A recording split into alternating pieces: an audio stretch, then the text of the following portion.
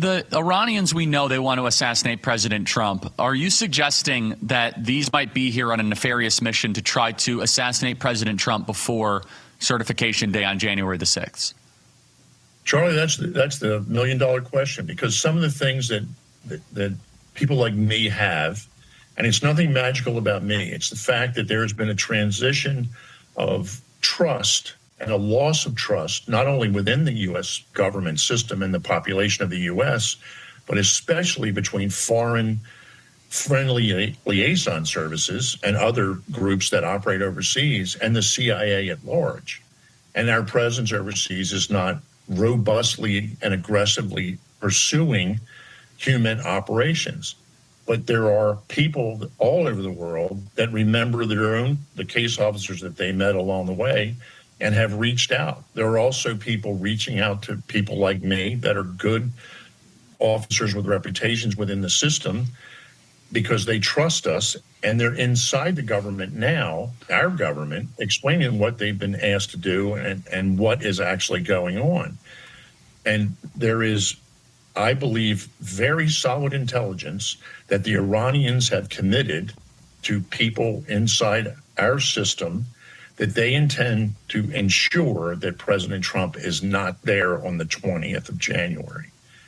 I look at Iran, a lot of people dismiss them, they're just foreigners and they say all kinds of blustery things and everything. Political assassination, the word assassin, is a Persian word.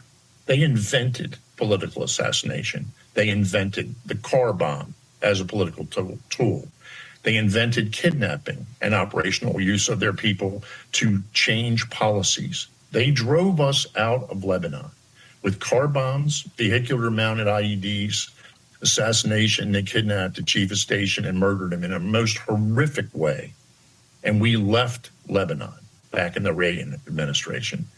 They know how to do this. They assassinated Hariri in one of the most complicated operational things I've ever seen done that required 2 years of link analysis to unravel what they actually did, to vector a truck bomb into an up-armored Mercedes limo that was in a group of 9 identical limos, yet they vectored the truck bomb against Hariri's car at the right time in the right place and killed the president of Lebanon in a massive explosion.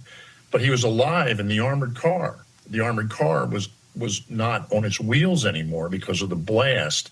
And President Hariri from Lebanon suffocated or burned to death, or a combination of both, because of the fire. The car kept itself intact, but the Iranians understand if you have a level 9 limousine, you just need a bigger bomb. It's not to blow up the car, but if the car isn't on its wheels anymore, if it's upside down or on its side, you have essentially achieved your goal. You have frozen your target on the X.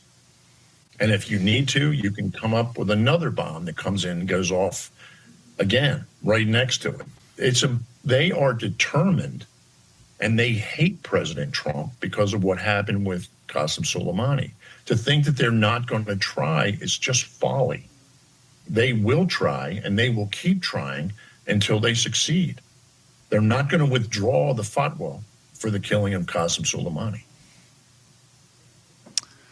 So just about 45 seconds remaining, about a minute remaining. How serious is Iran about avenging the death of Soleimani? Even if they were to successfully, God forbid, assassinate one of our leaders, that would result in a ferocious response. Is Iran really ready for that kind of vertical escalation? 1 minute remaining.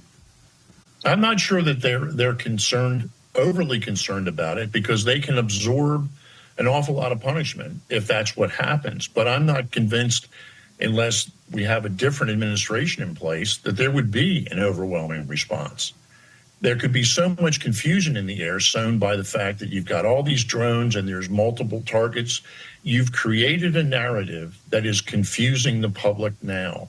What you feed into that narrative, if you have the opportunity after and a post-event scenario, you can feed in more confusion, more facts, more blame, diversify the blame. There's a lot of avenues for how to do a deception program that the U.S. is sensitive. We're sensitized to that stuff. And you can confuse the hell out of people on what actually happened. And do we want to take the step of bombing a country because we blame Iran? We may not be able to figure out who did it forensically. Yes. But the fact is, if it happens, then we're faced with a long series of how do we transition to an inauguration? What do we do? This is something we've never faced. We're on God completely forbid.